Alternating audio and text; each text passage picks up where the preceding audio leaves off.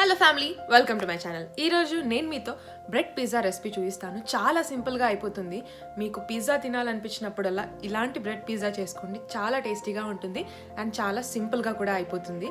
So ఆ process ఏంటి, ఎలా ప్రిపేర్ చేస్తారు అంతా చూసేద్దామా? Yes, let's get started. Instant pizza sauce prepare చేసుకోవడానికి ఫస్ట్ ఒక బౌల్లో కెచప్ అండ్ కొంచెం చిల్లీ సాస్, గ్రీన్ అయినా రెడ్ అయినా, అండ్ కొంచెం చిల్లీ ఫ్లేక్స్, అది కాకుండా కొంచెం మిక్స్డ్ హర్బ్స్.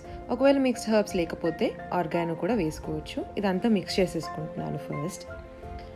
ఇప్పుడు దీన్ని బ్రెడ్ మీద అప్లై చేసేసుకుందాము. ఈ ఇన్స్టెంట్ పిజ్జా సాస్ని ఈవెన్గా అప్లై చేసేసుకుంటున్నాను. చిల్లీ సాస్ కొంచెం తక్కువ వేసుకోండి, ఎందుకంటే చిల్లీ ఫ్లేక్స్ కూడా ఉంది కాబట్టి కొంచెం స్పైసీ అయ్యే ఛాన్సెస్ ఉంటాయి. అండ్ కట్ చేసి పెట్టుకున్న ఆనియన్స్ని వేసుకుంటున్నాను. మీరు ఎలా అయినా కట్ చేసుకోవచ్చు, చిన్న చిన్నగా కానీ ఇలా పొడుగ్గా కూడా. అండ్ చిన్న చిన్నగా కట్ చేసి పెట్టుకున్న టమాటోస్ని వేసుకుంటున్నాను. తర్వాత రెడ్ బెల్ పెప్పర్ని కూడా యాడ్ చేసుకున్నాను. అండ్ స్వీట్ కార్న్ని కూడా వేసుకుంటున్నాను. మీ దగ్గర ఉన్నవి యాడ్ చేసుకోవచ్చు. అండ్ ఇప్పుడు దీని మీద చీజ్ని గ్రేట్ చేసుకుంటున్నాను.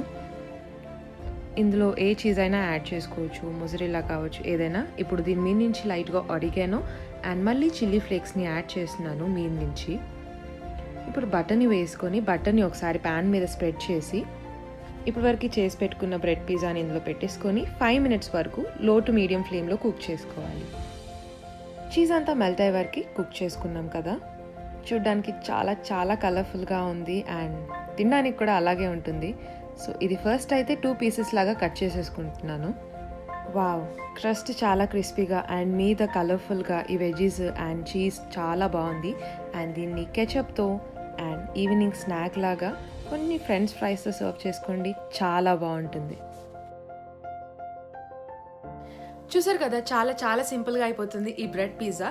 చీజ్, ఆరిగానో, చిల్లీ ఫ్లేక్స్ ఇలాంటి బేసిక్ థింగ్స్ ఉంటే చాలు, చాలా ఈజీగా ప్రిపేర్ చేసుకోవచ్చు.